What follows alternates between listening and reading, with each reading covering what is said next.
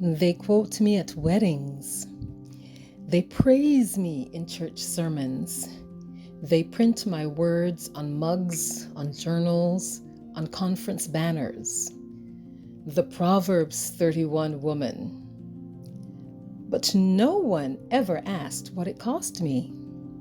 No one talks about the exhaustion, the pressure, the invisible burden of carrying everyone while trying not to fall apart myself. They call me virtuous. But there were nights when I cried after everyone went to sleep. There were mornings I woke up tired before the day even began.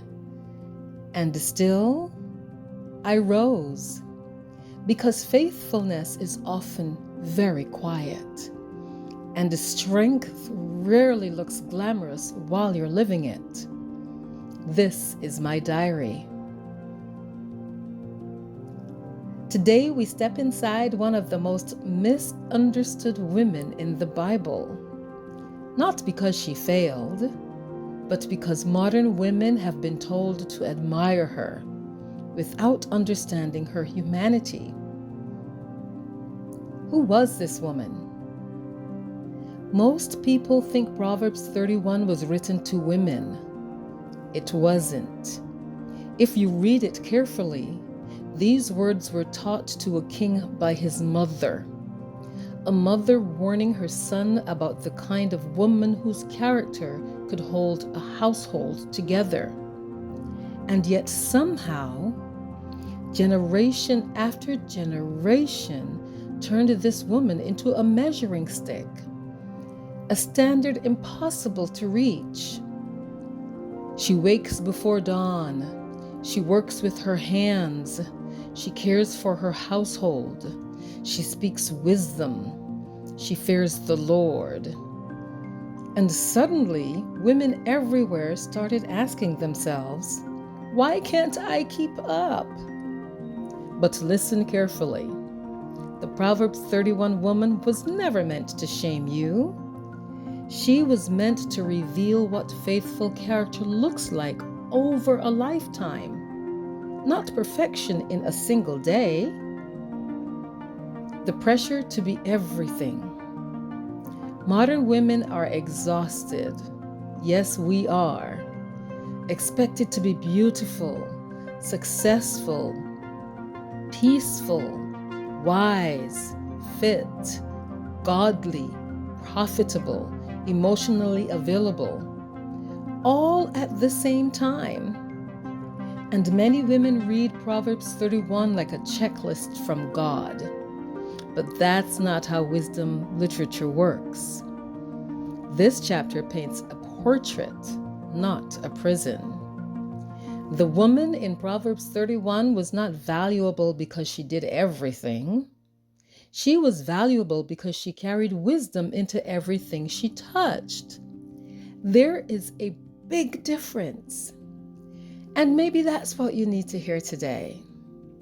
Because somewhere along the way, many women stopped seeing this chapter as inspiration and started seeing it as condemnation. The things people miss. People praise her productivity, but they overlook her compassion.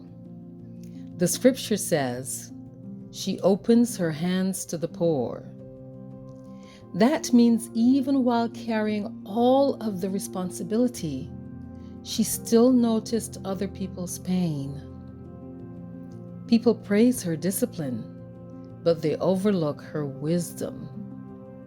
She speaks with wisdom, and faithful instruction is on her tongue. She wasn't loud. She wasn't arrogant. She didn't dominate people. Her strength was steady, calm, rooted. And then there's the verse almost no one talks about. Her children arise and call her blessed. Do you know what that means? It means they didn't appreciate her immediately. Children don't arise and praise you while you're sacrificing. Usually, they understand later. Later, they realize how much you carried. Later, they understand the prayers, the sleepless nights, the silent sacrifices nobody applauded. And maybe some of you watching today feel unseen right now. You've poured into people who barely acknowledge your effort. But heaven sees what humans overlook. God sees you. She laughed at the future. One verse has always stopped me in my tracks. She is clothed with strength and dignity, and she can laugh at the days to come. Laugh at the future? How? Most people are terrified of the future. Terrified of aging, terrified of loneliness, terrified of finances, terrified of starting over. But this woman possessed something deeper than confidence. She possessed trust. Not trust in circumstances, trust in God. And maybe that's the real secret of Proverbs 31. Not perfection, dependence, because women who trust God deeply stop living in panic constantly. Not because life becomes easy, but because fear no longer becomes their master. Charm is deceptive. The chapter ends with words the modern world desperately needs. Charm is deceptive and beauty is fleeting, but a woman who fears the Lord is to be praised. Beauty fades, attention fades, validation fades, internet applause, that fades too. But character survives storms. And that matters because we are living in a world obsessed with image. Women are constantly told, look younger, do more, be desirable, be enviable. But Proverbs 31 reminds us that a woman's deepest beauty is spiritual, not external. A woman anchored in God becomes difficult for life to destroy.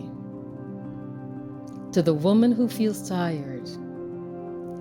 So to the woman carrying more than anyone knows, to the woman trying to hold her family together, to the woman silently fighting discouragement, to the woman who feels like she's failing because she cannot do everything perfectly, listen carefully.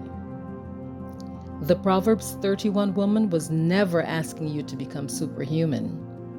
She was inviting you into wisdom, into faithfulness, into quiet strength, into a life rooted in God instead of public approval. And maybe, just maybe, real virtue isn't found in doing everything flawlessly. Maybe it's found in continuing to rise, even when nobody claps for you.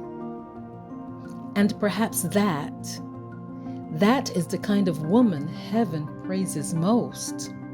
If this diary entry spoke to you, subscribe to Diary of a Biblical Woman for more stories of faith, struggle, and redemption through the eyes of the women of Scripture. And tell me in the comments, which verse from Proverbs 31 has impacted your life the most?